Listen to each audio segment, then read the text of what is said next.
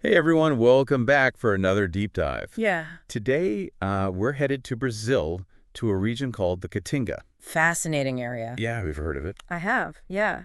It's a really unique biome. Yeah, and that's actually what we're going to be talking about today. Yeah. So we're going to be looking at how globalization is transforming the Caatinga. It's a big story. Yeah, so our main source today is a PhD thesis. Okay. And it really zooms in on a specific area within the Caatinga called the Campo Maior Complex. Yeah, the CMC. Yeah, the CMC, exactly. A lot going on there. Yeah, so to help us get the full picture, we're also going to be looking at reports from Brazilian government agencies Good idea.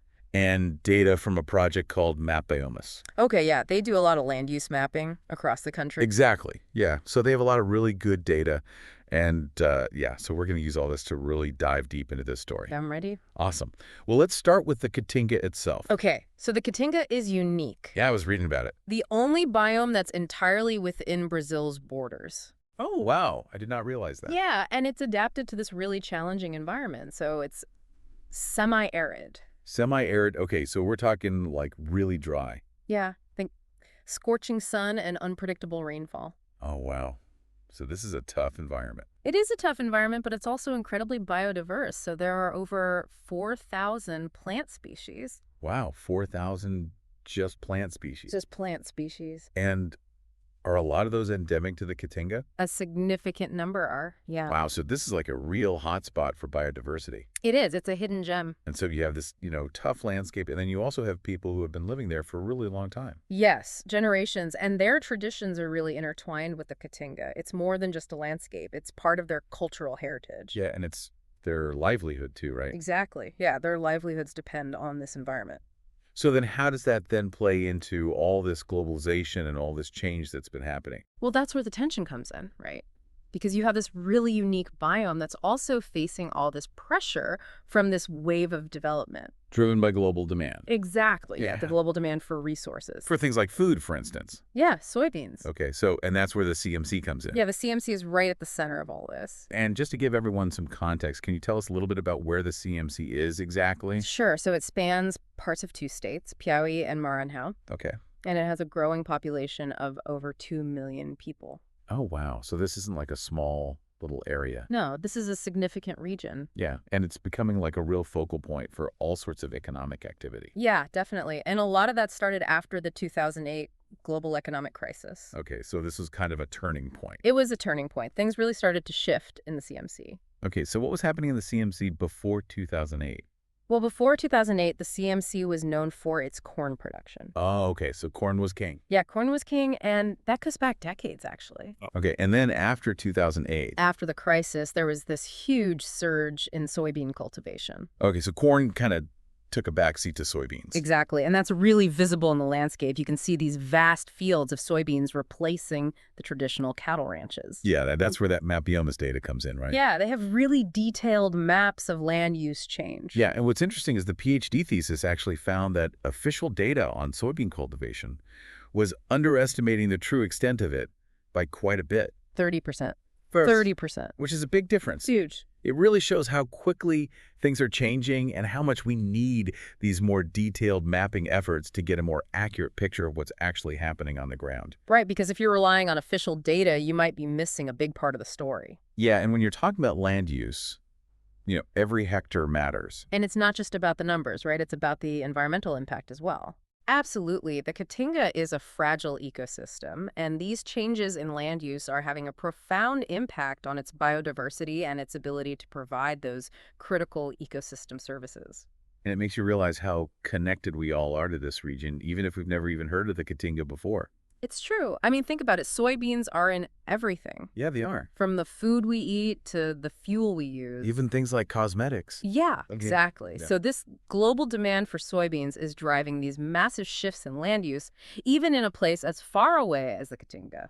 So it's really a story about globalization in action. It is, and it shows how decisions made in one part of the world can have a ripple effect on distant landscapes and communities. And it's not just soybeans, right? There's also the solar energy boom happening in the Caatinga. Yeah, that's another major force at play. The thesis found that there are 126 solar energy projects either approved or under construction in the CMC. 126. Yeah, it's quite a number. And how much land are we talking about here? Over 1,000 hectares impacting multiple municipalities. Wow, so this is a significant amount of land being dedicated to solar panels. It is, and it raises some really important questions about the impacts of this development on the environment and on local communities. Okay, so let's talk about that more after a quick break. We'll be right back. So we're talking about all these solar energy projects popping up in the Caatinga. Yeah, it's a really interesting development. Yeah, and solar energy is often seen as this clean and sustainable alternative to fossil fuels. Right.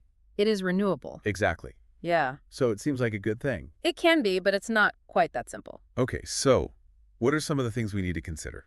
Well, one thing is that these solar farms, they still require a lot of land. Oh, yeah, that's true. And when you're clearing land for these projects, you're potentially displacing people who have been living there for a long time. Especially in a place like the Caatinga, where you have these communities that are so connected to the land. Exactly. And it can also disrupt traditional land use patterns like grazing or small-scale farming. So it's kind of a trade-off in a way. It is, yeah. And it's important to think about who benefits from these projects and who might be negatively impacted. Right, because it's not always a win-win situation. No, it's not. And the thesis actually found that a lot of these solar projects are backed by both Brazilian and foreign companies. Oh, okay, so there's a lot of outside investment coming in. Yeah, and a lot of that investment is coming from China. Oh, wow. So China's playing a big role in this solar energy boom. They are, yeah. They're investing heavily in renewable energy projects all over the world. And I guess that makes sense from a business perspective, right? The Caatinga has a lot of sunshine. Yeah, it's perfect for solar energy production. So you have this abundance of natural resources, and then you have this global demand for renewable energy. And you have investors who are looking for opportunities. So it's kind of like all these forces coming together. Yeah, it's a really complex dynamic. And, this idea of globalization, it seems to be a recurring theme in our conversation today. It's at the heart of this story. Yeah, and I think the Caatinga is a really interesting case study because it shows how these global forces can have such a profound impact on a local level. It's a microcosm of what's happening all over the world. Yeah, exactly. Yeah. And it's not just about the economics, it's about the environment, it's about Yeah. the people who live there, it's about the culture. It's about the interconnectedness of everything. Exactly. Yeah, and I think that's what makes this story so compelling. It is. It's a story that has implications for all of us.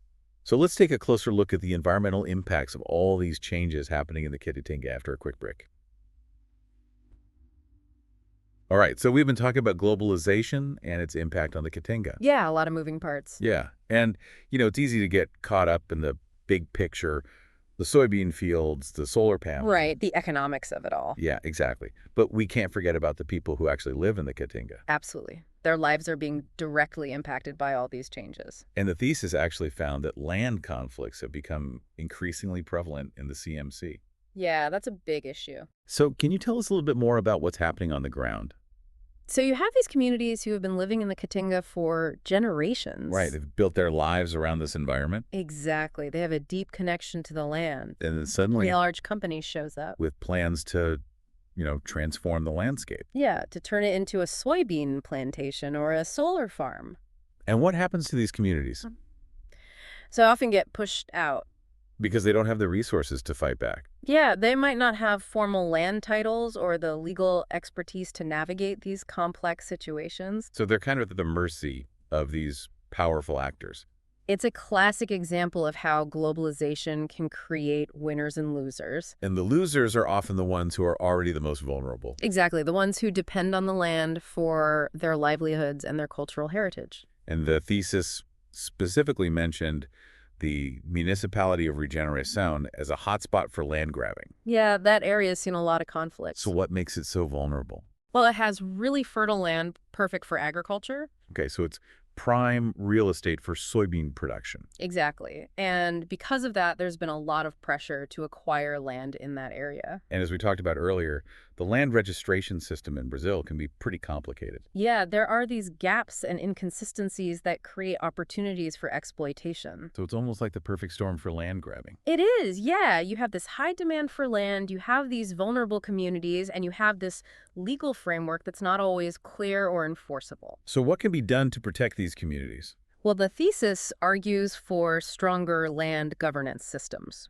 Okay, so clearer land titles and better enforcement of the law. Exactly. And they also emphasize the importance of community involvement in decision-making processes. Right, so that these communities have a voice in what happens to their land. It's about making sure that development benefits everyone, not just a select few. And that's a theme that we've been talking about throughout this entire deep dive. It's about finding a way to balance economic development with environmental sustainability and social justice. And it's a complex challenge. It is, but it's a challenge that we need to address if we want to create a more equitable and sustainable future. Well, I think this has been a really eye-opening conversation. I agree. It's a story that deserves more attention. And I hope our listeners will be inspired to learn more about the Caatinga and the people who call it home. Me too. It's a fascinating and important part of the world. Well, thank you so much for joining us today for this deep dive into the Caatinga. We've covered a lot of ground, and we hope you'll join us again next time for another fascinating exploration of the complex issues shaping our world.